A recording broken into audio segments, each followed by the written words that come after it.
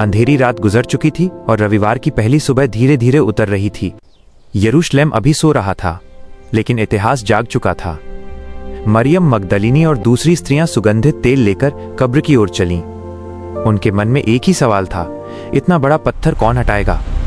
लेकिन जब वे पहुंची तो पत्थर पहले ही हट चुका था। कब्र खाली थी। डर से कांपती हुई वे अंदर गईं और तभी चमकदार वस्त्रों में स्वर्गदूत बोले, तुम मृतकों में से जीवित को क्यों ढूंढती हो? वो यहां नहीं है, वो जी उठा है। मैरी। उनके पैरों तले जमीन खिसक गई। मरियम रोती हुई कब्र के पास रह गई। उसे किसी ने नाम लेकर पुकारा, मरियम। वो पलटी और चीख उठी, रब्बूनी। यीशु जीवित थे।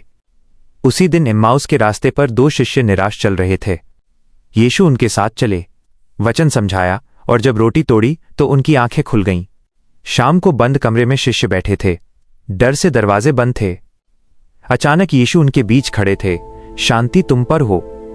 उन्होंने हाथ पैर दिखाए, मछली खाई, ताकि वे जान लें वो आत्मा नहीं, जीवित प्रभु हैं। थोमा ने कहा, जब तक देखूं नहीं विश्वास नहीं करूंगा। 8 दिन बाद यीशु फिर आए, अपनी उंगली यहां रख। थोमा गिर पड़ा, मेरा प्रभु और मेरा परमेश्वर। गलील की झील पर 153 मछलियों का चमत्कार हुआ। यीशु ने पतरस से 3 बार पूछा, क्या तू मुझसे प्रेम करता है? और कहा, मेरी भेड़ों को चरा।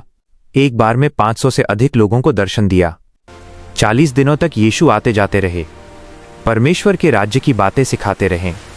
फिर जैतून पर्वत पर उन्होंने हाथ उठाए, आशीष दी और देखते देखते बादलों में ऊपर उठ गए।